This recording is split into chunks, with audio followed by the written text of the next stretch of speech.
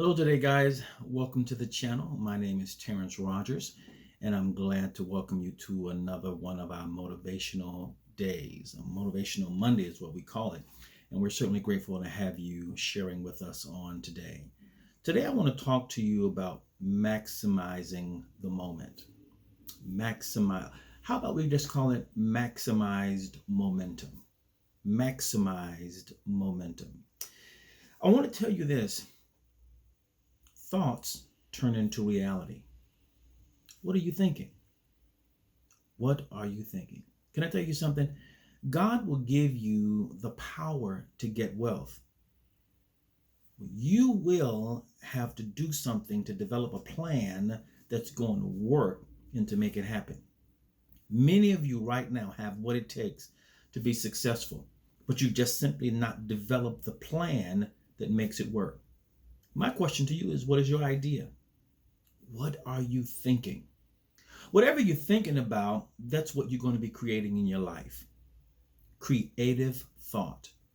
From the beginning of time until now, everything that we have was created in the mind of men and women. Creative thought. You have the ability, even now, to create something. Everybody was not gifted with the same thing. But you have creative thought.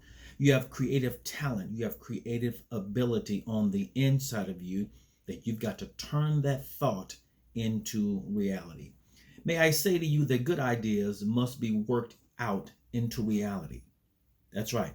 Good ideas must be worked out into reality. And so many people fail to make a plan and they fail to carry out anything. So it stays in their mind and it goes to the grave. The reason that I'm giving you this video today and talking with you today is so that you can help me rob the grave from taking your inventions, your ideas, your books into the grave with you, and that you will begin to use whatever your ability is to talk, to sing, to play, to do business, to open your own child care agency. Whatever it is that you've been called to do, you have what it takes. But you've failed to make a plan. And if you fail to make a plan and don't carry out anything, you're not going to see the manifestation of what you're believing for and what you're thinking of. And so there will be challenges. I want you to understand that going forward. There will be challenges. There's going to be obstacles. You're going to hear 100 no's as you're beginning to start the process of becoming and manifesting what you want to be. But I also want you to understand the rewards are going to be great. The rewards are going to be greater than all the no's that you've gone through. And so you got to realize you have an idea. What is your idea? Your idea now has to be packaged. It has to be packaged to reach a larger audience. It's in your head right now. But because it's in your head, the money that I have is in my pocket. So the reason that my money is not in your bank account right now is because your talent, your creative idea, and your thought is still in your head. You have not manifested any product or service that I can pay for. Until you take it out of the concept of your head and put it into that thought into reality, my check, my debit card, my credit card stays with me. And those funds are not in your account for you to live off of. So I want you to understand you've got to go through the challenges, develop a strategy, develop a plan that's going to bring your idea into reality. Can I say something to you? Working 9 to 5 is not going to give you all that you dreamed of. You're going to have to come out and create your own business. When I begin to think about putting this video together, I begin to think about people like Jay-Z, and I begin to think about people like Rihanna and Master P and Sean Diddy Combs and people like that who were, when they were just working, they had a certain amount of success. But every one of them, Jay-Z, Kanye, Rihanna, every one of them shot to multimillionaire and billionaire status by creating a business. Kylie Jenner became successful.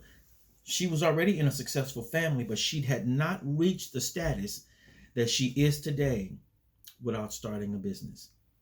That concept was in her head, and she manifested it and created it and turned it into a successful cosmetics business. And now she's one of the youngest, richest people in the United States.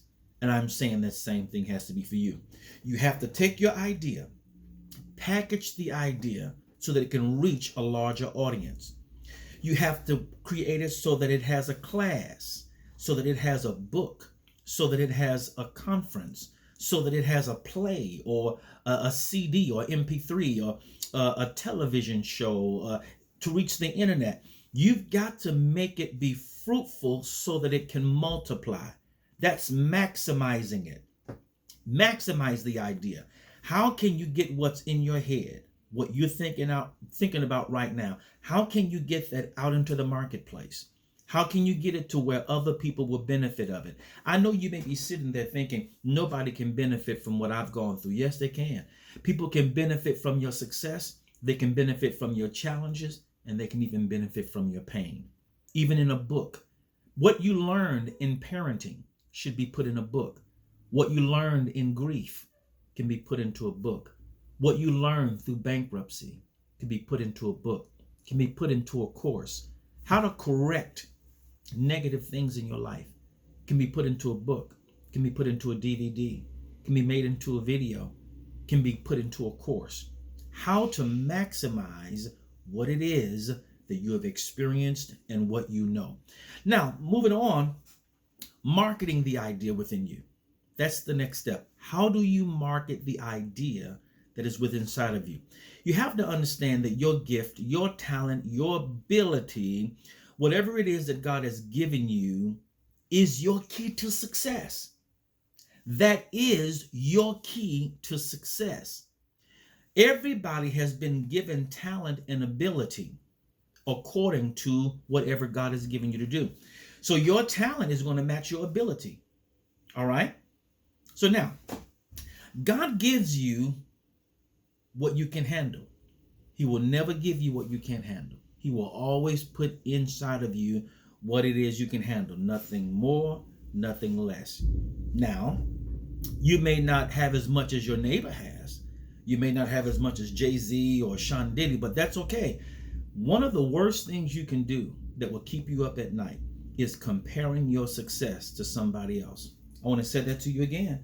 One of the worst things you can ever do when you're trying to be successful is to compare your success with somebody else. If you can sing, great. Be competent and be comfortable in your singing ability. Whitney Houston can sing. Mariah Carey can sing. Who else do we have? Diana Ross can sing.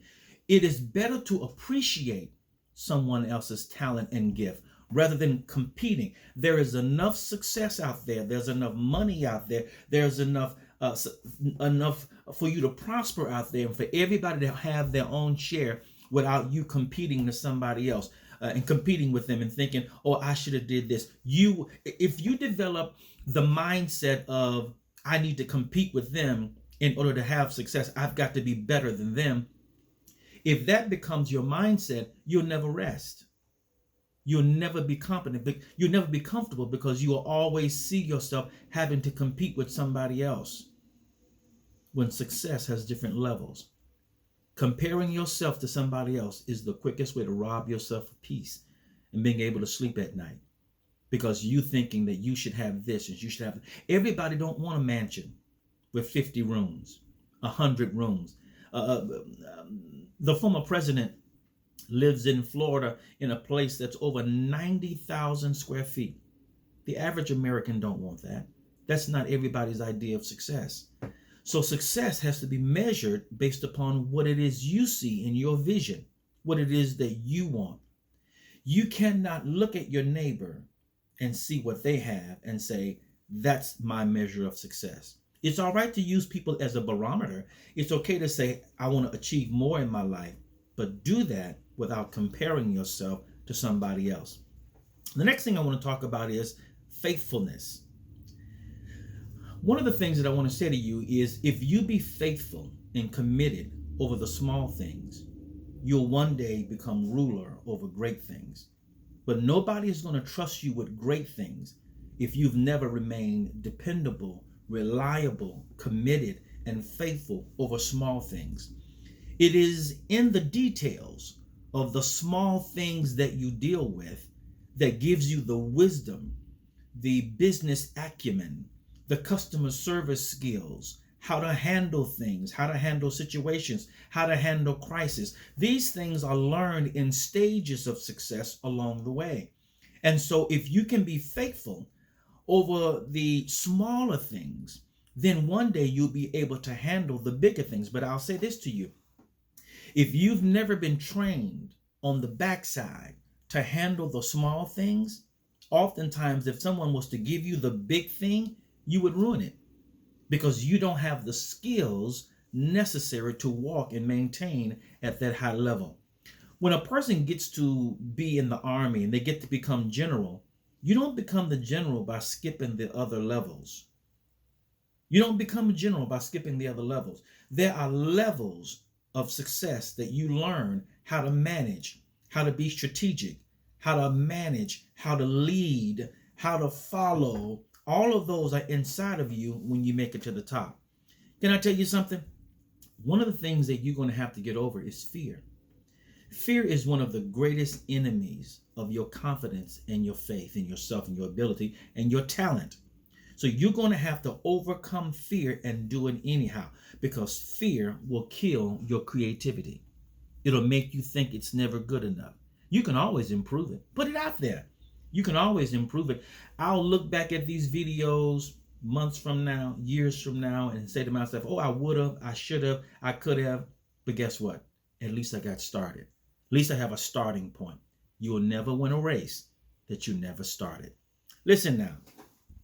If God has given you a talent, use it or you'll lose it. Financial success will only come to those who are willing to do what needs to be done and invest in yourself and in your talent. It's like a seed. I planted new grass in my backyard.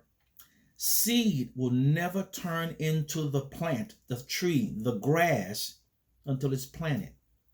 You have to invest. Start small and then grow it. But you have to invest in yourself and support what it is that you've been called to do. And that may be different for anybody else. It may be different for everybody. Whether you're called to be a singer, a musician, a writer, an author, invest in yourself. Support the idea, and then it will grow. The last thing that I want to tell you today is prosperity is a part of a process. The objective for you is to be a conduit. Success is not just so that you can be the king of the world, but success is for you to be a conduit. What God wants to do is to use you as a conduit so that you have the ability to pull success down to your family, let it flow through you like electricity is through the conduit of my house. It flows through it. It comes from one place and it reaches here in my office. It reaches into my bedroom. It reaches into my family room. It reaches into my kitchen. It comes from one place, but it flows into every place. I want to say to you as I close today that is what success should mean for you. That you are a conduit where success flows to your friends. It flows to your kids. It flows to your spouse. It flows to your ministry. And you are able to help others become all that they can be because it flowed through you.